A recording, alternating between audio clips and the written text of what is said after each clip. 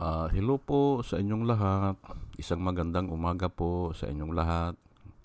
Good morning po, mga kababayan, mga minamahal. Ngayon po ay 14,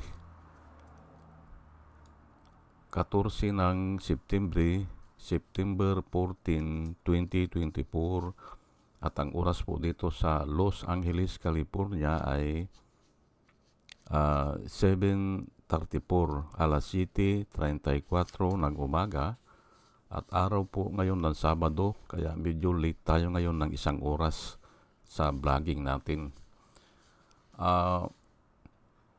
Ang title po ng vlog ko ngayon, mga kababayan, mga minamahal, ay patungkol ito sa mainit na balita na yung nakita natin sa Kongreso na umiiyak si Colonel Garma. Opo. Ang title ko po ngayon ay Leksyon sa Pag-iyak ni Colonel Garma sa Kongreso. Yan po ang title ko ngayon, Power and Authority Belongs to God. Yan po ang leksyon natin. At hindi lang po patungkol ito kay Colonel Garma. Naandyan po si Apollo Kibuloy, hindi ba? At si Rocky ngayon nagtatago na Headline ngayon hindi raw na makita dahil iniisyuhan ng subpoena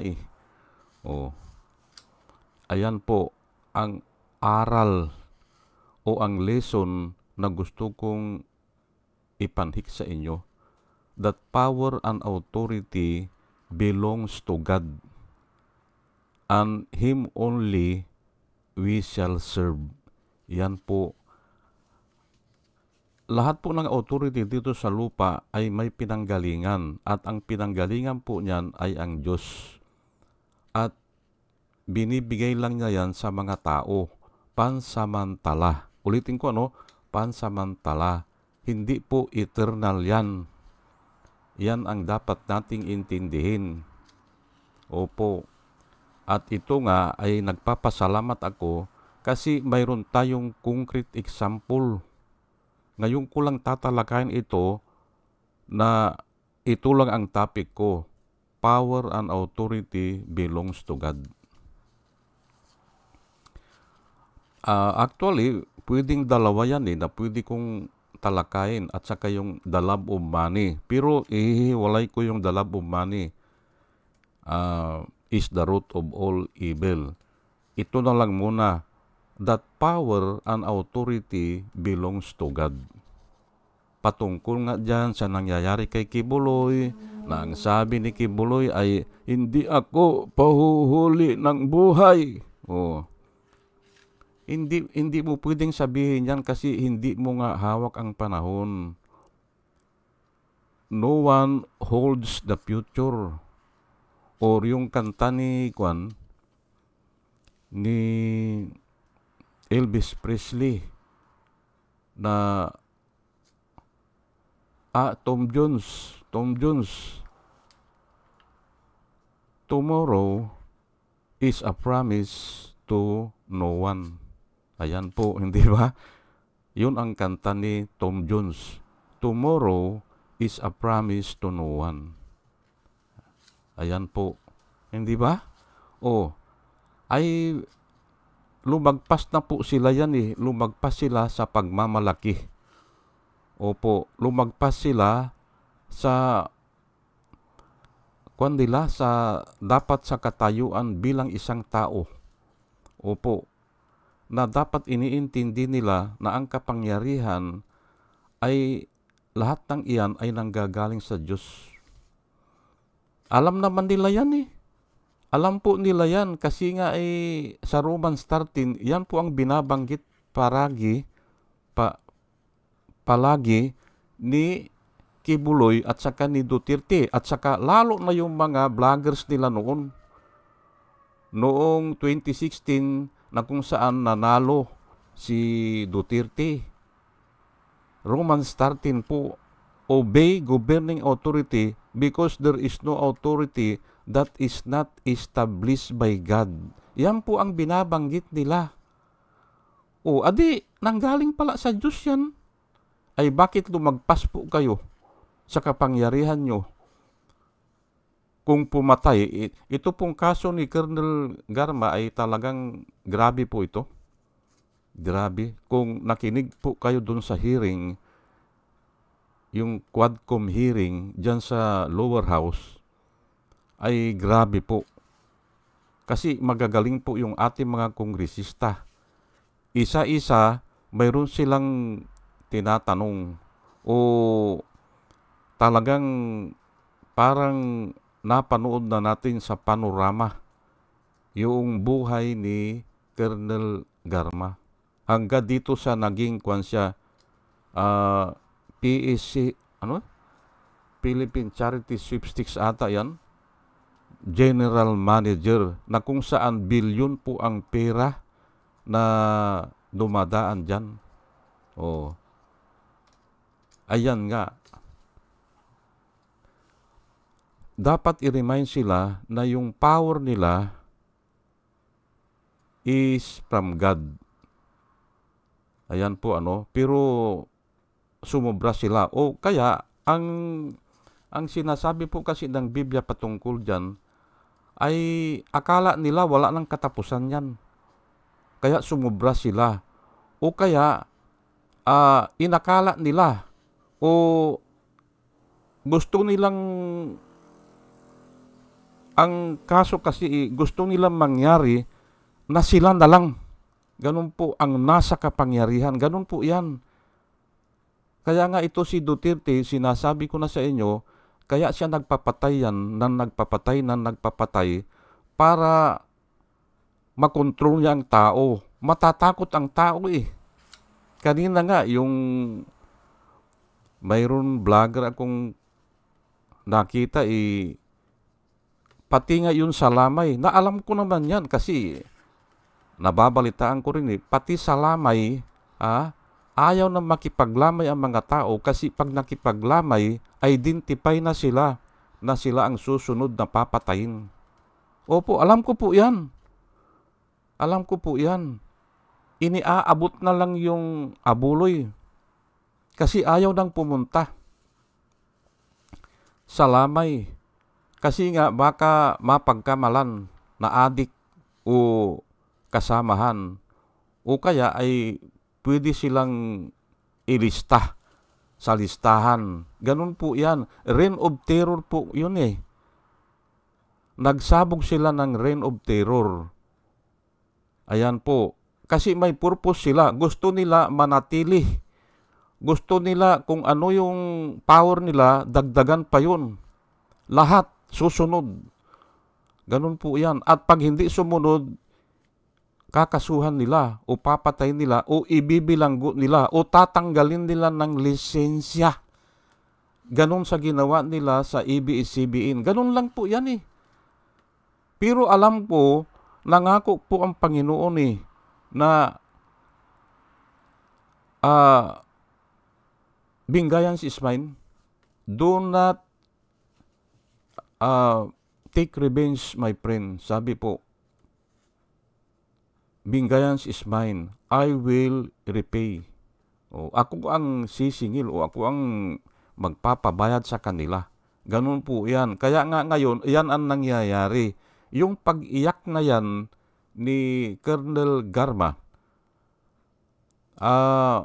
ang iba sinasabi nila na drama lang yan. Maari, pwede. Pero maliit na porsyento lang yun para sa akin Ang nakikita ko dyan, naglalaban yung kaisipan niya o yung puso niya doon sa sinasabi niya. Hindi nag-a-agree, kaya ang tao umiiyak. O kung minsan nga nawawasak. Ang tao kasi pag hindi nag-agree yung lahat ng ginagawa niya sa puso niya o sa iniisip niya o sa alam niyang totoo pero ayaw niyang sabihin, diyan po nagkakasakit ang tao. Nagkaka-alta presyon o ay hindi na nga synchronize iba ang sinasabi, iba doon sa nalalaman niya, iba ang sinasabi, iba ang gusto niyang sabihin. Kaya nga, umiiyak na lang yan. Ganun po yan. Alam niyang mali, pero wala siyang magawa kasi nga alipin siya ng kasamaan. O alipin siya ng, yun nga man commit sin because man is slave of sin. Ayan po, parati kong sinasabi dito. Pero bago po ako magpatuloy, basta nilatad ko na lang po yung pag-iyak ni Colonel Garma dyan sa Kongreso ay sinyalis yan na yung she is a shattered. Opo, hindi na coordinated yung mga sinasabi niya o dun sa iniisip niya, sa ginagawa niya. Kasi nga, nasa ilalim siya ng isang kasalanan na siya lang ang nakakaalam. Opo. Nais ko lang pong batiin bago po ako magtuloy-tuloy, itong batch number 2 po, saglit lang po ito, ipagpaumanhin nyo po, kung nais ko lang po silang pasalamatan. Salamat po sa inyo, ito po sila, si Pussycat, si Doris May, Antonino, si Ronel, si Abby Compio, si Joey Valenzuela. Salamat po sa inyong lahat. Third, pangatlo, User NB, Parot, Pabs Naranja, Romel Sorgier, Padua Lloyd, Trabiel, Andre Senario, Jonah Canao, Rosana Kawili. Salamat po sa inyong lahat. Ber Orozco, Ernie Calyago, Christine Joranas, Digna Umali, Julie Antan, Jose Labier Niabot, Andy Gimpaw, User GH, RC Guillermo, Joseph Angelo, Mayra Medina, Rafael Aquilato, Mayit Hinsyo, Dio Iyanong, Bilya Lagueño, Mr. Yang Toy, Emilita Roa, Monica Dongsao, Richard Jamura, User KK, User XQ, Nelson Nokop, Salvacion Akisar, Sinaida San Andres, Joey Chavez, Ramon Junior Rojas, Hael Villarreal, Rose Jack Normi, Arnel Araujo, Vicente Tabladi, Sweet Potato, Coco Gued, Orly Nunez,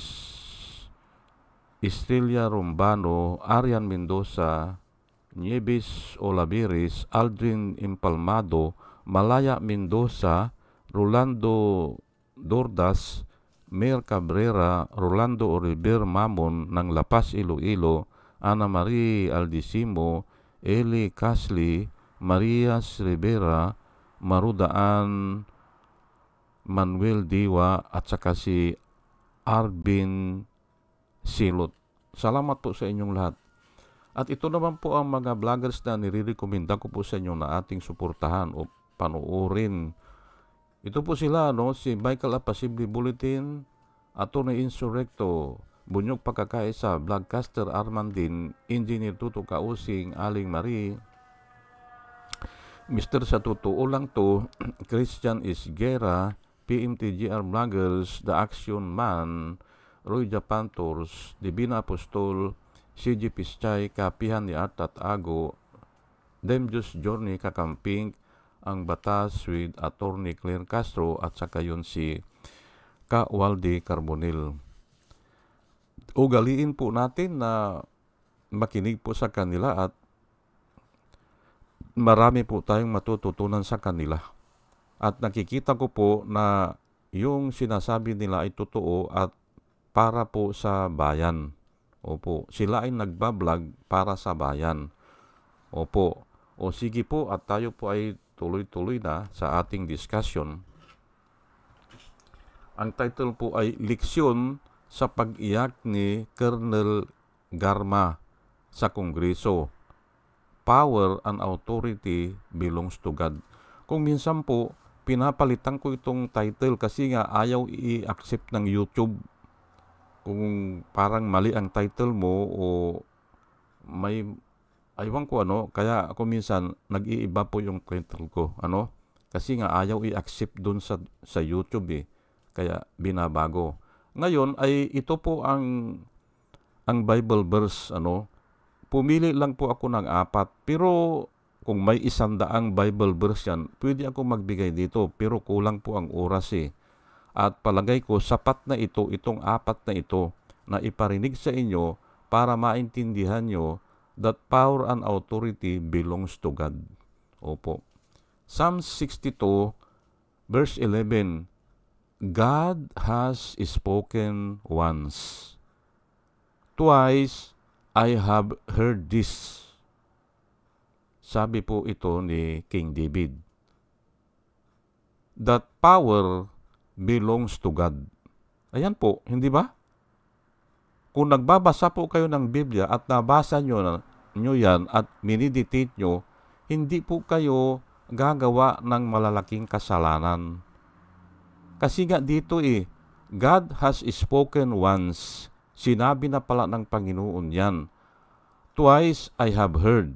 Ay siguro may mga ngaral na nag-iko o nagsalita din. Kaya ay narinig ni David yan at ito nga ay isinulat niya.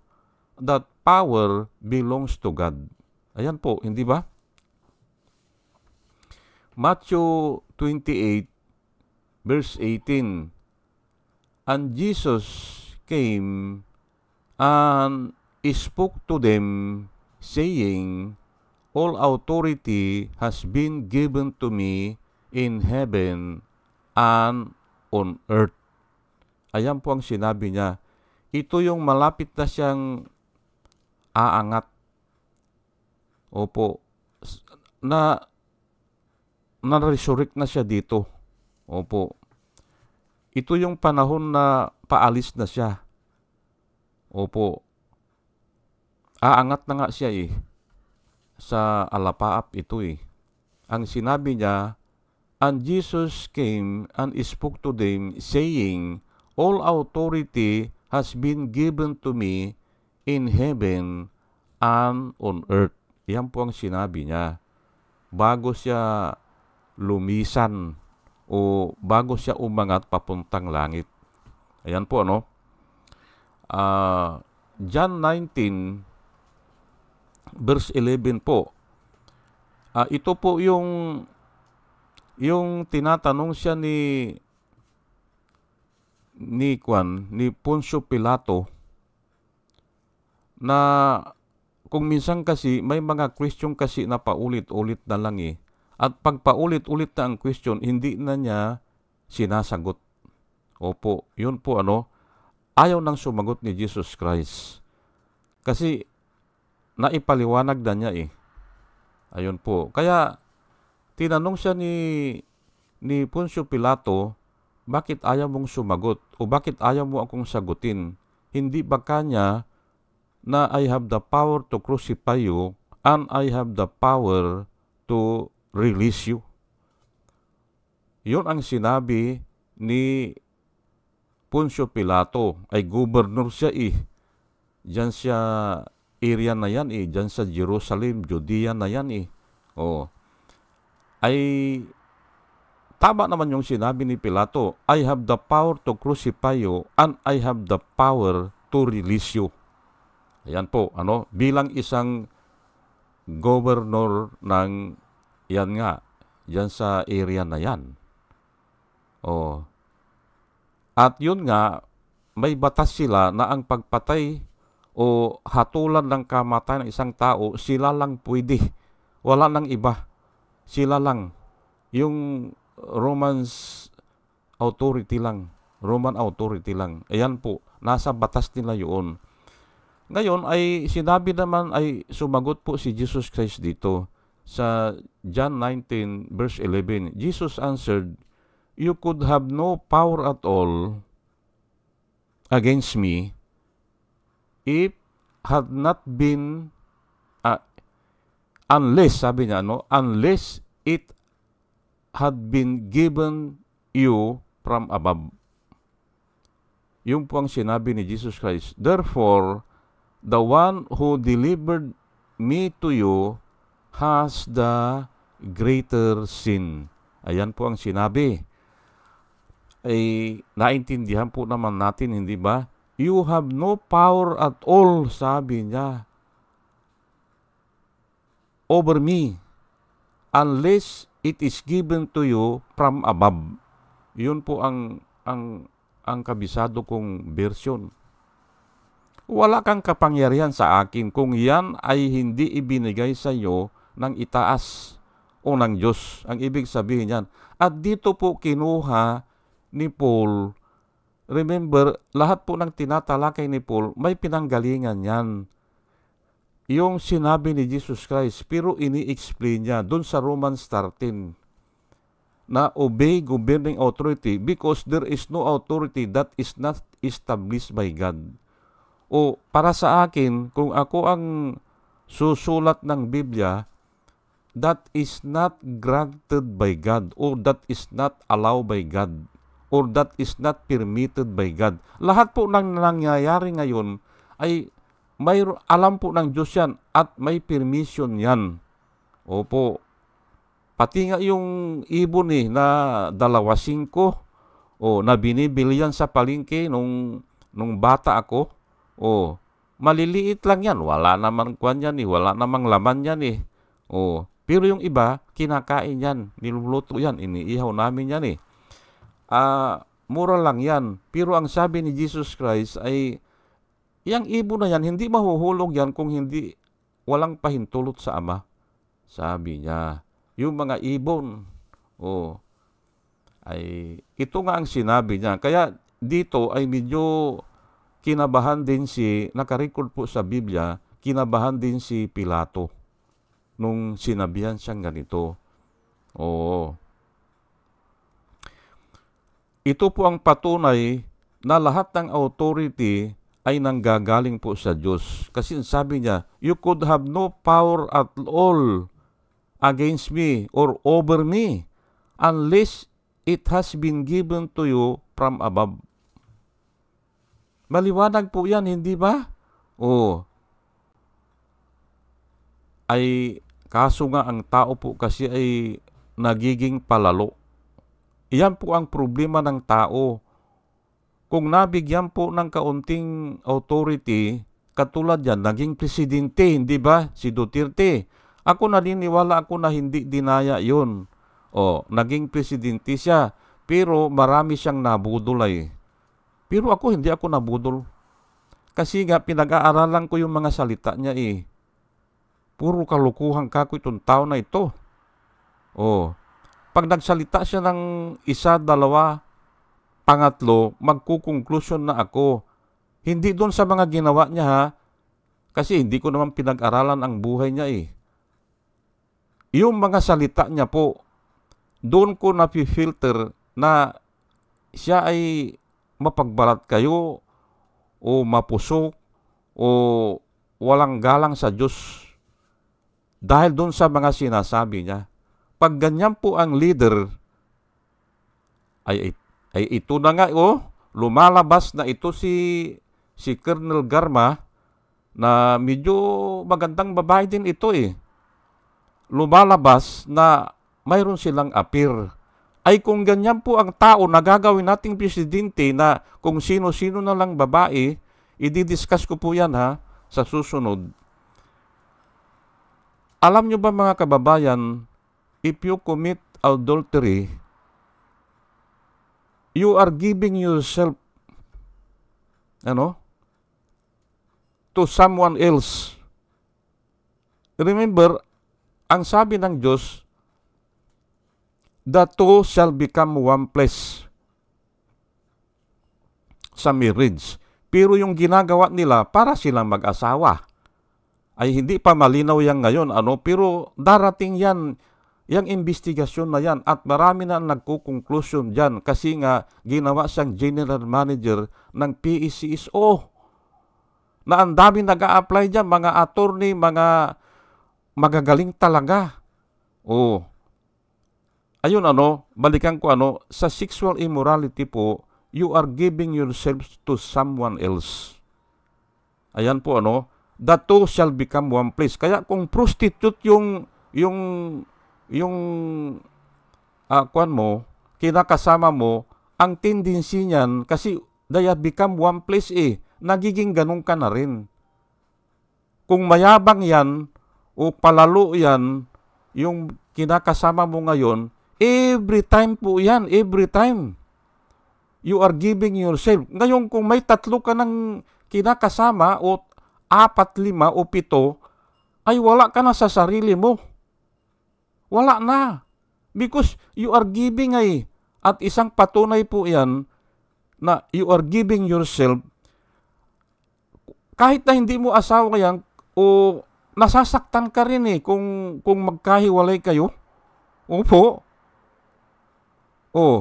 Yung nga iba, nagpapakamatay dahil hindi makayanan, dahil nagkahiwalay sila nung kalaguyo niya. Yung iba, pumapatay pa nga Dahil nga dyan, naiiba ka Opo. At yan po kaya sa marriage ay kailangan one man, one woman lang. Kasi papaano nga naman na ibibigay mo ang iyong sarili sa 10? Hindi ba? Adi wala ka ng identity. At yan po ang nangyayari kay Duterte. Wala ng identity yan Ang nilalaban na lang yan siguro ay identify siya kung saan yung pera. Doon siya. Pero yung prinsipyo, wala na yan. Yan po ang sinasabi ko sa inyo, siningit ko lang, dahil nga,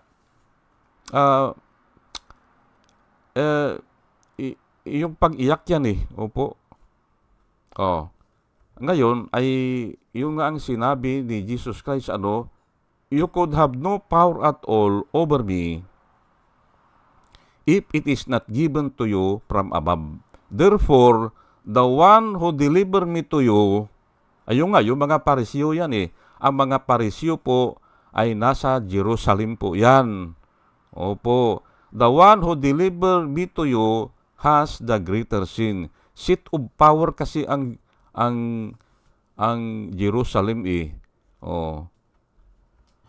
Ayan po, Ngayon ay palagay ko naman ay kumbinsido na kayo na ang power and authority belongs to God. At ibinibigay lang yan pansamantala sa mga tao. Kaya dapat ang tao huwag magyabang. Opo. Na ipapasara ko ang ABS-CBN. Nagpustahan pa nga si Kibuloy hinahamon ata ng pustahan At saka yung isang sino ba yun? Kaya nila talagang ipasara. Kasi nga may power and authority sila. Pero pansamantala lang yan. At yan po ang danger na binanggit ng US Constitution. Kaya siniparit nila yan. Yang religion at saka ang gobyerno o ang state. Siniparit po nila yan. Kasi nga alam nila na delikado. Pero nga, ano po ang napansin nyo? Noong naging presidente, ito si Duterte. Ay simpre, lalapit si Kibuloy. Gusto rin niya maging siya na rin presidente. At nung bandang huli, napansin ko, ito naman si Duterte, siya na rin maging spiritual leader. Ganun po magtatayo daw siya ng sarili niya ayan po ang tao. Hindi ba? Palalo. Ganun po yan. Naging palalo sila, kaya naganap yung mga pagpatay na yan. Patungkol dito kay Colonel Garma. Opo. Job 42, verse 2. Ito po ang ating mabasa. I know that you can do everything. Sabi niya sa Diyos. Si Diyos po ang Diyos po ang kinakausap ni Job dito. Remember, ito si Job ay ito Ito yung naikwento ko na nung isang araw na tinubuan siya ng pigsa na wala ng pagtubuan. Opo, dahil yun ang ginawa ng dyablo. Yung balat niya wala nang mapagtubuan ng pigsa. Pinarusahan siya. At yung laman niya nadidikit na sa banig. Opo, aywan ko paanong nabubuhay yan, ay basta ganun ang description po eh. Oh, ay kaya nga ito ang sinabi niya, I know that you can do everything and that no purpose of yours can be withheld from you. Ayan po. Ay itong pagkasabi ni Job, ano bang ibig sabihin niyan? Power and authority belongs to God. Yan din po yan. Kaya yan ang pinili ko. I know that you can do everything and that no purpose of yours can be withheld from you. Kung anong ang gusto ng Diyos, ay yun ang magaganap o yun ang mangyayari. Ay kasi nga hindi niya kailangan ang ang katuwang Ang tao po ay limitado po Kung gusto niya na maging sikat siya, gusto niyang katakutan siya ng mga tao, papatay siya ng mga tao. O kahit na sinong tao, papatay na niya. Kailangan niya ang tagapatay. Ayan po. At yan po ang nangyari dyan kay Colonel Garma na nakikita ko. Ay simpre, alangan naman na si Duterte, parang anghel yan na sa isang gabi ay kaya niyang pumatay ng 120 na sundalo. Hindi po hindi niya kaya yun. 120,000 na sundalo. Yun po ata ang nakarecord dyan sa Biblia na yung isang anghel ay pumatay siya ng mga 120,000 na sundalo. Opo. Yung kabundukan, halimbawa, yung kabundukan, puno-puno ng saging yan, puno-puno ng saging, ay tinabas niya yung lahat ng saging. Ganun po ang description. Parang tumabas lang siya ng puno ng saging, yung anghel. Ay hindi niya kakayanin yan ni Duterte. Kaya kailangan niya ang tagapatupad. Ganun po yan. Colonel ganyan o general, hanggang doon sa mga enlisted man o doon sa mga patrolman siguro yan. Kasi nga, limitado siya Ngayon, ay kung nasusukol na itong mga inutusan niya o yung gumanap, hindi ba, doon sa pag-uutos niya, ay simple sasabihin, bakit nila ginawa yan? Kasi ililibre din nila ang sarili nila Ayan po, kaya umiiyak yan si Colonel Garma. Kaya siya umiiyak. Ayan po, hindi ba? Pero ang masasabi ko lang po dyan, dapat ang aral dyan ay yung nakasulat sa Biblia na power and authority belongs to God. Hindi po sa tao. Hindi po. Kung binigyan man ang tao, ay pahiram lang yan na dapat nating pasalamatan sa Diyos at i-cherish natin yan para makapagbigay tayo ng hustisya o ng yung fairness sa judgment o makapaggawa tayo ng mabubuting gawa. Opo. Ayun po. Na yan ang counted naman sa Panginoon. Hindi po yan na mag-iipon kayo ng Coliseum o gagawa kayo ng Coliseum. Hindi po counted yan. Opo. On the contrary, mali pa yan kasi nag-iipon kayo ng kayamanan sa lupa. Gusto nyo nga maging sikat Gusto nyo maging makapangyarihan. Gusto nyo ang lahat ng tao ay naku po. Yan po ang namana ng tao kay Lucifer. Paulit-ulit ko nang sinasabi sa inyo. Kaya si Lucifer ay pinalayas doon sa kalangitan o doon sa heaven. Isang araw lang nasumpungan, hindi ba? He was made perfect in beauty. At wala siyang depekto, hindi ba? Pero isang araw, kung kailan niyang araw na yan, hindi natin alam, nasumpungan na mayroon na siyang kalukuhan. Gusto niya, ayun lang nga, yan ang ginagawa ng mga tao. Gusto ng mga tao ngayon maging Diyos. Ayan po, o kapantay ang Diyos, o katulad ng Diyos. Walang sino man tao na pwede sa akin. Yan po ang gusto nila na namanangat natin yan kay Satanas o kay Lucifer na nakasulat po sa Biblia. Until one day, iniquity was found in you. Ayan po. Ano yung iniquity na yan? Ayan nga, gusto siya maging Diyos. Nasasambahin siya. Wala pong problema kung tayo ay humihiling na maging tayo katulad ni Jesus Christ. Pero hindi pwede yun na ikaw ay sasambahin. Iba na po yan. Ayan po ang kaibahan dyan. Gusto natin na yung qualities ni Jesus Christ ay makuha natin. Mahabagin, ganyan. Matulungin, ganyan. Ay pwede yun. Na hinihiling natin na to be like Him sa kanta. Hindi ba? Hinihiling natin yan. Pero yung ikaw ay sasambahin, hindi ba? Ay mali yan.